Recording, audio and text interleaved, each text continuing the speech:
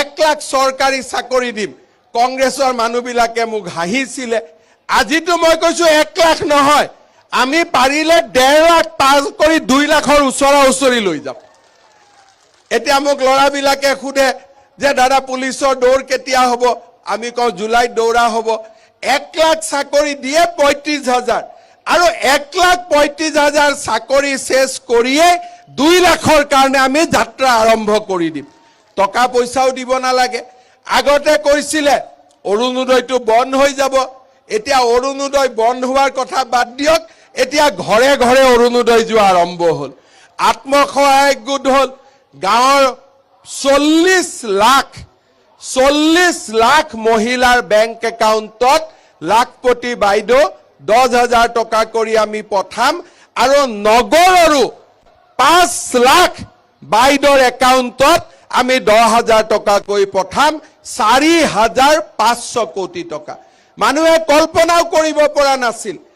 1 লাখ লৰা ছোৱালীক চৰকাৰী চাকৰি দিম কওঁতে ময়ো বিশ্বাস কৰা নাছিলো যে কামটো হৈ যাব কবৰ কাৰণে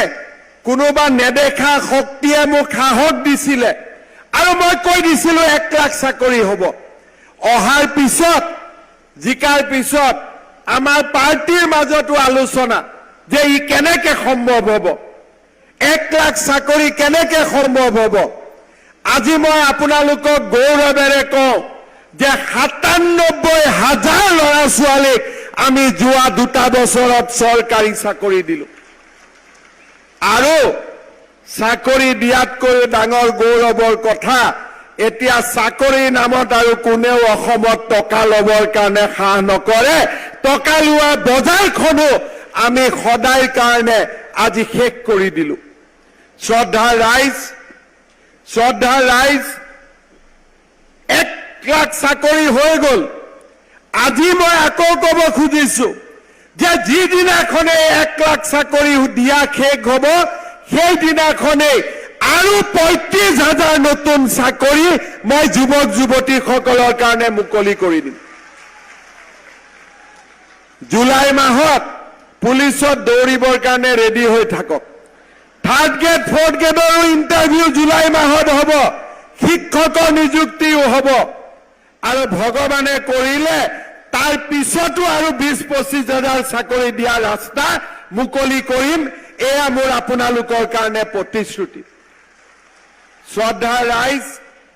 আমি যেতিয়া অৰুণোদয় আৰম্ভ কৰিছিলো মাহত 830 কাক নালাগে আচ্ছা কাক লাগে হাত উঠাওক এতিয়া আচ্ছা এতিয়া হাতখন নামাওক এটা ভাতৰ ভোকটো অলপ কমছে নে নাই কমছেতো ভাতৰ ভোকটো ঠিক আছে এতিয়া লাখপতি আমি কেনেকে বনিম লাখপতি বাইদেউ বুলি ক'লেতো নহ'ব পিছত আকৌ কংগ্ৰেছী বিলাকে ক'ব এই ক'ত মুখ্যমন্ত্ৰীয়ে লাখপতি বনাম বুলি কৈছিল ক'ত বনিলি বুলি ক'ব নহয় বিজেপিক জিকাব নে নাই মোদীক প্ৰধানমন্ত্ৰী পাতিব নে নাই নহ'লে আকৌ মই কৈহে থাকিম চব এনাই যাব ঠিক আছে নহ'লে আকৌ দিলীপ শইকীয়াৰ টেনচন হৈ যাব হয়নে নহয় মই কৈছো ঠিক আছে এতিয়া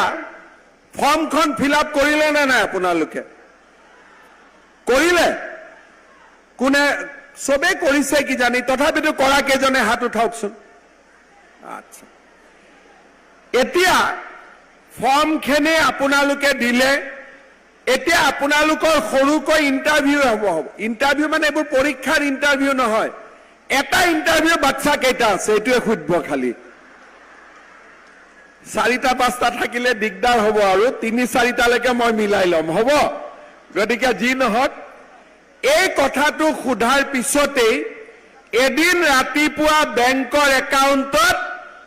আপোনালোকৰ মোবাইলত টিলিং মেছেজ আহিব